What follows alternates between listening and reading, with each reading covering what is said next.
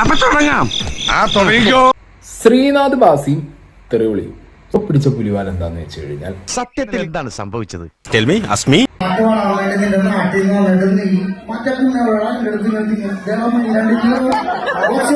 ഞാൻ പഠിപ്പിച്ചതൊന്നും നീ മറന്നില്ലല്ലോ. അത് മതി. ഈ ഗുരുവിന് തിരുപ്പതിയാടാ തിരുപ്പതി. നാണമുണ്ടോ പോത്തെ? തനിക്ക് നാണമുണ്ടോ? അല്ല, പുരുഷന്മാരെ മൊത്തം അവമാനിക്കാണ്ട് തന്നെ പോലെ ഒറ്റ മതി. ശ്രീനാഥ് ബാസി പാടാൻ തുടങ്ങുന്ന ആ ഒരു ടൈമില് ആരോ ക്രൗഡിൽ നിന്ന് മിഡിൽ ഫിംഗർ കാണിക്കുന്നു. ഞാനും ജപ്പാൻജിയും യോജിച്ചു പോകുമെന്ന് തോന്നുന്നില്ല. ഒരു കാട്ടിൽ തന്നെ 2 സിംഹം വേണോ? 2 സിംഹം വേണ്ട, ഒരു സിംഹവും ഒരു മരപ്പട്ടിയാകാമല്ലോ. അതിനുശേഷം ശ്രീനാഥ് ബാസി അത് ഭയങ്കര പ്രൊവോക്ഡ് ആവുന്നു. അതിനുശേഷം ശ്രീനാഥ് ബാസി പറഞ്ഞ കാര്യങ്ങളൊക്കെ നിങ്ങൾ കേട്ടു.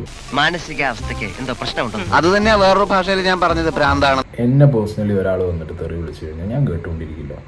ഓക്കെ, ഞാൻ നന്നായിട്ട് തിരിച്ചു തെറി കൊള്ളുന്ന ഒരാളാണ്. തെറി നന്നായിട്ട് യൂസ് ചെയ്യാൻ അറിയുന്ന ഒരാളാണ്. എല്ലാവരും വിശ്വസിക്കുന്നു വിചാരിച്ചിട്ടാ സ്വന്തം ഇഷ്ടത്തിന് തട്ടിവിടുന്നതാണ്. നാക്കെടുത്താന്ന് പറയൂ. പക്ഷെ അത് എവിടെ എങ്ങനെ എപ്പോ എന്നുള്ളൊരു കാര്യത്തിൽ എനിക്ക് കുറച്ചും കൂടി ഒരു ബെറ്റർ ധാരണ ഉണ്ട്.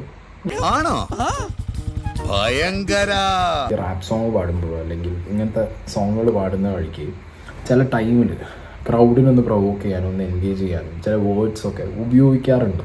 കുഴപ്പിക്കാനുള്ള പരിപാടി ഇവനിതിൽ എന്തോ കൈയുണ്ട്. എന്നിട്ട്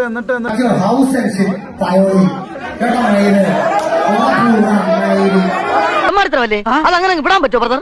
അതെങ്ങനെ വിടാൻ പറ്റും? മതിയടാ ഞങ്ങളുടെ ജോയിന്റിൽ ഓയിൽ അടിച്ചത് മതി.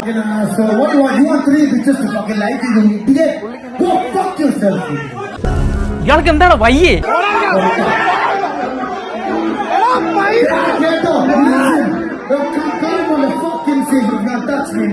ഇതൊക്കെ അഹങ്കാരം വളരെ കൂടുതലാണ്. അയ്യോ, ഞാൻ ഒരു പാവല്ല. ഒരാവേശത്തിലെടുത്ത് ചാടി വേണ്ടായിരുന്നു അല്ലേ?